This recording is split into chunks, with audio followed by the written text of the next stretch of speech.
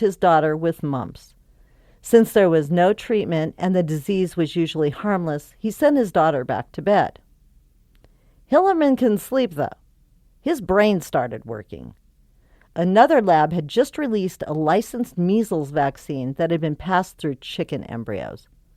Could the same be done for mumps? In the middle of the night, Hillerman rushed to Merck to get sampling supplies. When he got home, he swabbed his daughter's throat, then took the sample back to the lab. When it came time for human trials for Hillerman's mumps vaccine, his younger daughter, Kirsten, participated in one of the trials. On March 30th, 1967, Mumpsvax was licensed by the Food and Drug Administration. After only 4 years, the mumps vaccine was approved and taken to market. That is still an incredibly short time to get a vaccine through trials and to market. This vaccine was a live strain that was attenuated through hen eggs and chick embryo cell cultures. The Gerald Lynn strain is still used in vaccines in the U.S. today. After the vaccine was licensed, it became known that there was no market for it. Childhood mumps was viewed as nothing more than a nuisance, not as anything life-threatening. Most doctors at the time suggested that their children come by immunity naturally. Mumps party, anyone? It wasn't until 1971 when Merck combined the mumps vaccine with vaccines for measles and rubella that it really became a thing to vaccinate children against mumps. By 1974, 40% of American children were vaccinated against mumps as part of the MMR vaccine. By 1998, cases of mumps in children had dropped to 400 cases a year.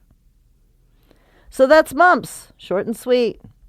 I didn't have any questions this week except for one about whether or not you could get mumps twice, and I answered that in the episode. So I'm going to tell a funny story about my college days. I thought I had told this story once, but I couldn't find it in any of my previous episodes, so just stop me if you've heard this one before. When I decided I wanted to get my degree in microbiology, I had to prove that I had been vaccinated against all the common childhood diseases. I didn't have my childhood vaccination records, so A&M made me get all of the vaccines again. The only one that I could titer out of was Hep B. So I went to my doctor to ask if I could get a DTaP, an MMR, and if he could do a Hep B titer. I didn't have to take the Hep B again. My titer was high enough to prove immunity, so I was clear on that one. But I did have to take the others again. My doc tried to discourage me from getting the vaccines all at once. He wanted me to spread them out about 2 weeks apart. But I was fairly adamant that I wasn't coming back. I don't like going to the doctor. I got the MMR in the right arm and the DTaP in the left, and I was sick for 4 days afterward. This is why they spread them out. People can have too many vaccines at once. I was down and out for about 4 days after that. I was so sick. Now I know why children are crabby for days after their first shots. It was pretty awful.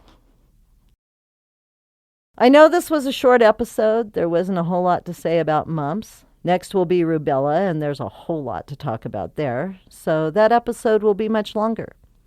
There's quite a bit of history behind rubella. With that, I'll say I'll see you in 2 weeks. And thank you for listening to Cause of Death. Don't forget to rate, subscribe, and review.